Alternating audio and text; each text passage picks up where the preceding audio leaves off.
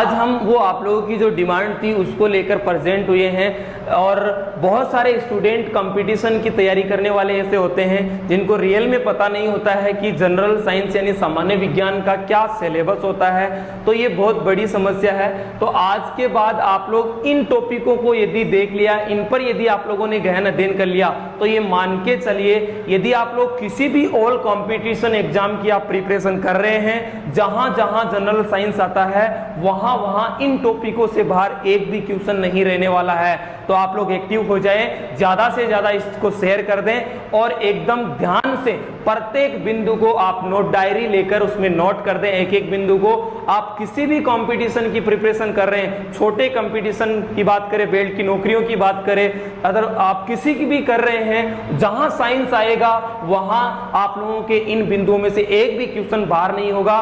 Science अलग नहीं है, हिंदुस्तान में भी साइंस वही है, आप लोगों के बाहर भी साइंस यही है। कोशिका की खोज हिंदुस्तान में भी रॉबर्ट हुक का ही नाम आएगा और अमेरिका में भी रॉबर्ट हुक का ही नाम आएगा। यहां पर हिंदुस्तान में कोई मोदी का नाम नहीं आएगा कि कोशिका की खोज मोदी जी ने करी थी, ऐसा कुछ नहीं है। ये आप लोगों के लिए एक बार पढ़ लिया बस फिक्स है, एक बार पढ़ना लास्ट बार पढ़ना, यानी कि ये टॉपिक फिक्स है। आप लोगों के जो 10-15 क्वेश्चन जो सवाल आते हैं साइंस के, वो इस सिलेबस में से एक भी बाहर नहीं हो सकता। ये आप कान खोल के गांठ बांध ले, 100% ऑल कॉम्पिटिटिव एग्जाम का ये पूरा सिलेबस है जिस पर हम डिस्कस करने जा रहे हैं। तो ज्यादा से ज्यादा शेयर कर दें और जिस भी भाई ने प्लीज अभी तक सब्सक्राइब नहीं किया है हमारे चैनल के साथ जुड़ने के लिए और अन्य इससे संबंधित जो लेक्चर देखने के लिए आप लोग आज ही इस चैनल को सब्सक्राइब करें। तो डोंट वेस्ट टाइम, बिना समय को बर्बाद किए हम इस पर डिस्कस करने जा रहे हैं। जैसा कि आप बोर्ड स्क्रीन पर देख पा रहे हैं, फॉर ऑल कॉम्पिटिटिव एग्जाम्स।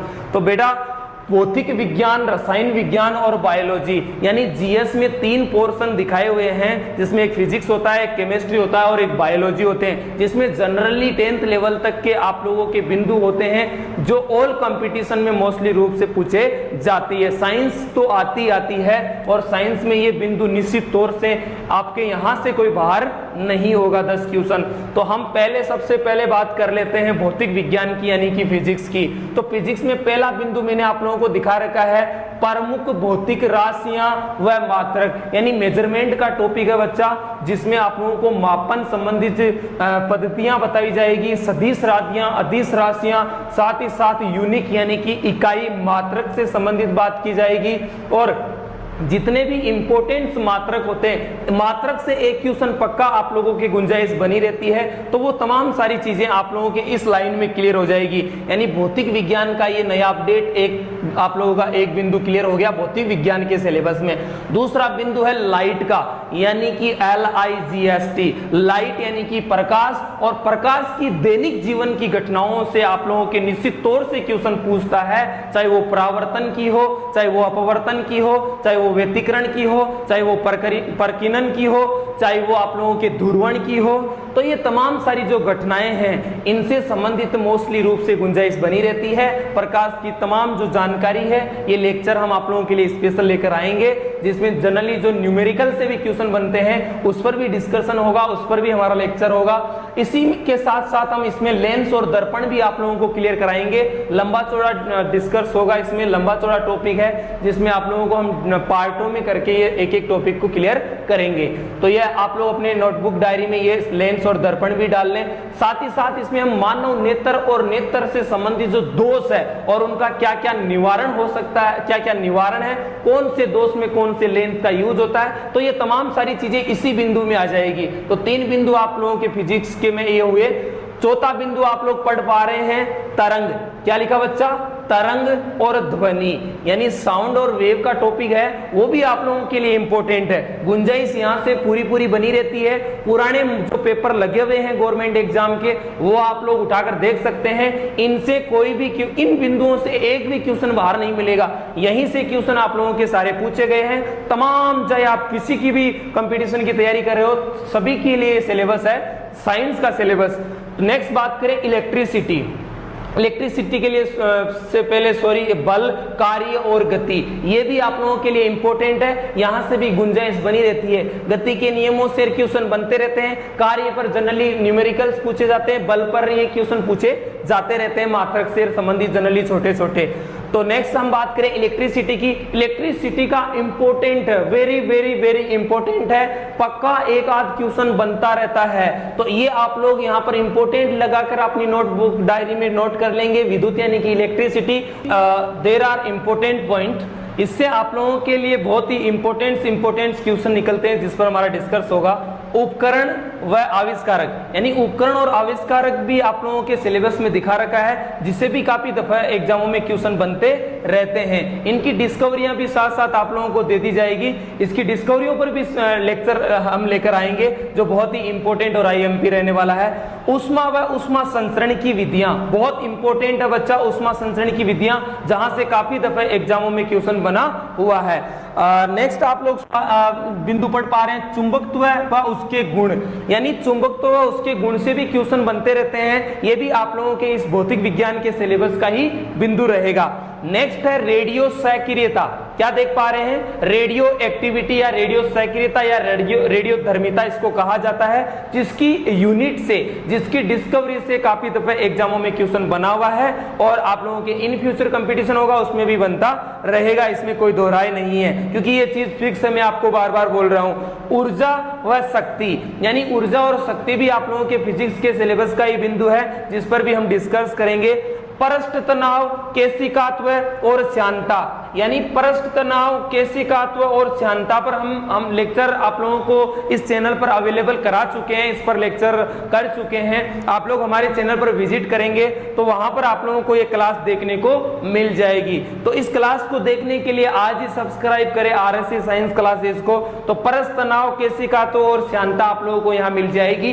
तो ये आप लोगों के बिंदु जो है वो भौतिक विज्ञान के हैं, यानी प्रमुख भौतिक राशियां व मात्रक, प्रकाश की दैनिक जीवन में घटनाएं, लेंस व दर्पण, तरंग व ध्वनि, बल, कार्य, गति, विद्युत यानी इलेक्ट्रिसिटी, उपकरण और आविष्कारक, और उष्मा व उष्मा संचरण की विधियां, चुंबकत्व व उसके गुण, रेडियो सक्रियता, सौर मंडल, ऊर्जा प्लस शक्ति, परस्तनाव, केशिकात्व और श्यानता, यानी ये 10-11 लाइनें हैं, ये आप लोगों के भौतिक विज्ञान की है, भौतिक विज्ञान के सिलेबस की है, जिसमें हम आप लोगों को छोटे लेवल से लेकर बड़े लेवल तक क्लियर कर देंगे। यानी ऑल कॉम्पिटिटिव एग्जाम में कोई क्वेश्चन आता है तो आप कान खोल के ये गांठ बांध ले, इन बिंदुओं से एक भी बाहर नहीं होगा। नेक्स्ट हम बात करते हैं रसायन विज्ञान की। क्या पढ़ पा रहे हैं, रसायन विज्ञान यानी कि केमिस्ट्री से आप लोगों के जो बिंदु दिखा रखे हैं, कंपटीशन के जो क्षेत्र है वहां कौन कौन से ऐसे बिंदु होंगे, इनमें रसायन विज्ञान से क्वेश्चन पूछे जाते हैं। पहला बिंदु आप लोगों के लिए रहेगा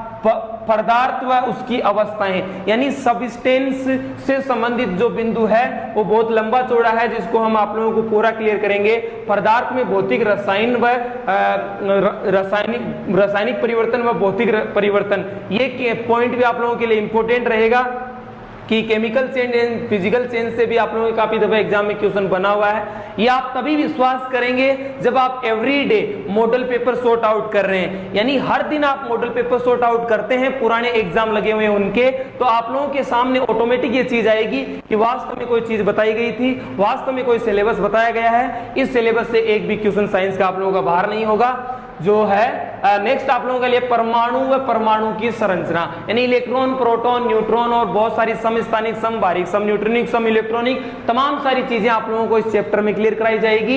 इसको हम एडिट किया है, इसको मॉडिफाई किया है सिलेबस को, और लेटेस्ट टाइम में कौन कौन से बिंदुओं से क्वेश्चन बन सकते हैं ये पूरी अपडेट करके हम आप लोगों के सामने ये सिलेबस दे रहे हैं, जिनसे आप लोग ये मान के चले क्वेश्चन बाहर नहीं होगा।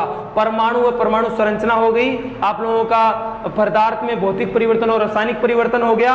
अम्ल, क्षार और लवण, ये टॉपिक भी इंपॉर्टेंट है, जिस पर अभिक्रियाएं से संबंधित, जिस पर पीएच स्केल से संबंधित सवाल पूछे जाते रहते हैं। पीएच स्केल पर जो हमारा लेक्चर है वो इस चैनल पर आप लोगों को मिल जाएगा, इस पर हमने लेक्चर कर दिया है, और कुछ पदार्थों के पीएच मान से जो क्वेश्चन होते हैं वो भी हम जल्दी आप लोगों को कराएंगे। पीएच मान का जो क्लास है वो इस चैनल पर आप लोगों को मिल जाएगा, पीएच स्केल व पीएच मान। अम्ल, क्षार और लवण के बारे में डिस्कस किया जाएगा बहुत ही जल्दी, और ये रसायन विज्ञान के सिलेबस का बिंदु रहेगा। नेक्स्ट है धातु, अधातु व मिश्र धातु। क्या बोला, धातु, अधातु व मिश्र धातु, रसायन विज्ञान का बिंदु रहेगा। कार्बन व उसके यौगिक, साथ ही साथ आवर्त सारणी भी क्लियर करेंगे। आवर्त सारणी से संबंधित बहुत सारे सवाल बनते हैं। आवर्त सारणी से, अणु सूत्रों से संबंधित, अभिक्रियाओं से संबंधित जितनी भी तमाम चीजें हो सकती है वो तमाम चीजें भी आप लोगों को आवर्त सारणी में क्लियर की जाएगी। रसायन विज्ञान में धातु, अधातु, मिश्र धातु, तमाम जितनी भी छोटे से लेकर बड़े लेवल की बातें होगी वो इसमें क्लियर कर दी जाएगी इस पॉइंट में। नेक्स्ट है कार्बन, उसके यौगिक आप लोगों को साथ ही साथ इसमें क्लियर हो जाएगा। दैनिक जीवन में उपयोगी रसायन क्लियर हो जाएगा। साथ ही साथ दैनिक जीवन में कौन कौन से रसायन हैं जिनका हम डेली लाइफ में यूज लेते हैं, उनके क्या अणुसूत्र होते हैं, क्या रासायनिक फॉर्मूले होते हैं, क्या उनका इंपोर्टेंस है, वो हम आप लोगों के लिए लेकर आएंगे बहुत जल्दी। दैनिक जीवन में उपयोगी रसायन जो तमाम सारे जो एग्जाम होते हैं उनमें पूछे जाते रहते हैं। और रासायनिक अभिक्रियाएं ये आप लोगों को क्लियर कर दी जाएगी, तो ये भी रासायनिक विज्ञान का ही बिंदु रहेगा। साबुन व अपमार्जक काफी दफा एग्जामों में क्वेश्चन बनते रहते हैं और आप लोगों को ये चीज पता ही नहीं होती है कि यहाँ से भी क्वेश्चन आता है क्या, साबुन और अपमार्जक से भी आता है बच्चा, इंपॉर्टेंट है। और नेक्स्ट आप लोगों के लिए रहेगा प्रमुख ईंधन व गैसें। गैसों का चैप्टर आप लोगों को क्लियर करा दिया गया है। गैसों पर आप लोग इस चैनल पर जाके जो क्लास है वो देख सकते हैं। बहुत ही शानदार और बहुत ही इजी वे में आप लोगों को क्लियर कराई गई है। बहुत ही इंपॉर्टेंट है, बहुत ही आईएमपी है। गैसों का दैनिक जीवन में क्या यूज है, कौन सी गैस का क्या अणुसूत्र होता है, तमाम सारी चीजें हल्के से लेकर भारी चीज तक हमने इस चैप्टर में डिस्कस कर रखा है, जो आप लोग हमारी चैनल पर जाके देख सकते हैं। नेक्स्ट लाइन आप लोग बात करेंगे पोषक। नेक्स्ट जो आप लोगों का बायोलॉजी यानी जीव विज्ञान का चैप्टर है। अब जीव विज्ञान भी दो भागों में है, एक तो प्राणी शास्त्र है, एक वनस्पति शास्त्र है। यानी वनस्पति से संबंधित पादपों का आर्थिक महत्व है, जड़ों से संबंधित, पत्तियों से संबंधित, फलों से संबंधित बहुत तमाम सारी उनका आर्थिक महत्व क्या है, तो तमाम सारी चीजें आप लोगों को इसी में क्लियर कर दी जाएगी। प्राणी शास्त्र और वनस्पति शास्त्र की जो आप लोगों के जनरल वे में क्वेश्चन पूछे जाते हैं वो यहाँ क्लियर हो जाएंगे। बायोलॉजी में इंपोर्टेंट और आईएमपी क्वेश्चन पोषक तत्वों से, पोषक तत्वों में विटामिन हम लोगों ने क्लियर कर दिए हैं। कार्बोहाइड्रेट, वसा, प्रोटीन, खनिज लवण, मिनरल्स, ये तमाम चीजें आप लोगों को क्लियर करा दी जाएगी। ये पोषक तत्वों के चैप्टर में आएगा, यानी पोषक तत्वों का संतुलित आहार, इसी में आप लोगों को ये क्लियर करा दी जाएगी। तो ये चीज आप लोगों का पहला पॉइंट कंप्लीट हो गया बायोलॉजी में, जीव विज्ञान में। दूसरा इंपोर्टेंट और आईएमपी है, आप लोग किसी की भी तैयारी कर रहे हैं, मानव रोग तथा उपचार। मानव रोग तथा उपचार, अभी अभी एक बीमारी आई हुई है जिसका आप लोग सब लोगों को पता है, जिसके कारण सारे पूरे विश्व में उथल पुथल मचा हुआ है, उथल पुथल मचा रखी है। और वो मानव रोग कौन सा है, क्या उसके कारण है, क्यों फैल रहा है, किस माध्यम से फैल रहा है, क्या उसका ट्रीटमेंट हो सकता है, तो ये तमाम सारी चीजें हम हेल्थ टेक्नोलॉजी, पैथोलॉजी यानी रोगों का विज्ञान, उसमें हम आपको तमाम सारी चीजें क्लियर करवाएंगे। मानव रोग तथा उपचार में इंपॉर्टेंट है, पक्का एक क्वेश्चन की गुंजाइश बनी रहेगी दोस्तों। तो इस चैप्टर को आप लोग इंपॉर्टेंट और आईएमपी अपनी नोटबुक डायरी में नोट कर लें। कोशिका विज्ञान यानी साइटोलॉजी, कोशिका विज्ञान होती है, उससे भी आप लोगों के तमाम सारे क्वेश्चन बनते रहते हैं, जो बड़ा लंबा चौड़ा चैप्टर है जिस पर हम बहुत जल्दी लेक्चर लेकर आएंगे। ये आप लोग सिलेबस में लिख लें। रुधिर यानी मानव बॉडी के जितने भी सिस्टम है वो सभी पढ़ने हैं। आज के चाहे कोई सा भी एग्जाम हो, सभी एग्जामों में बॉडी के पूरे पार्ट दिखा रखे हैं, पूरे सिस्टम यानी पूरे तंत्रों को आप लोगों को पढ़ना है।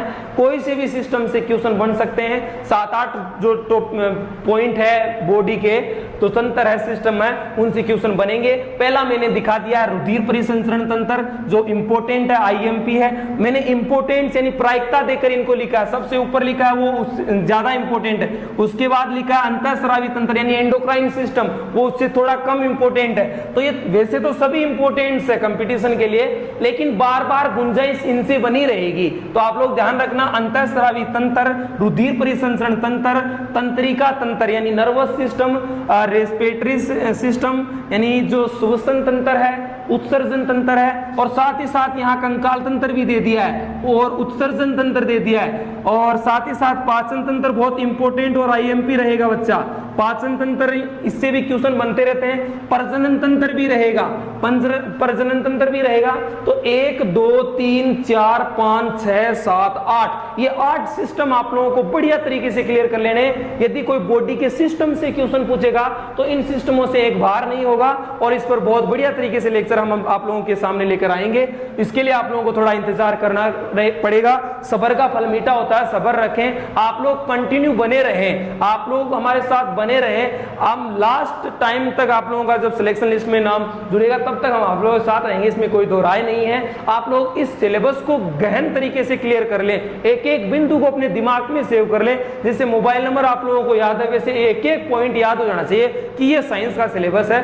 नेक्स्ट लाइन आप लोगों के लिए पादप हार्मोन्स, तो उनका आर्थिक महत्व है। पादप हार्मोन्स, जैसे बॉडी में हार्मोन्स होते हैं, हम लोगों में हार्मोन्स होते हैं, वैसे पादपों में भी हार्मोन्स होते हैं, जिनसे भी आप लोगों के सिलेबस में क्वेश्चन बनते रहते हैं। सिलेबस का बिंदु रहेगा और उनका क्या आर्थिक महत्व है पादपों का, वो चीज भी आप लोगों के लिए इंपॉर्टेंट रहने वाली है।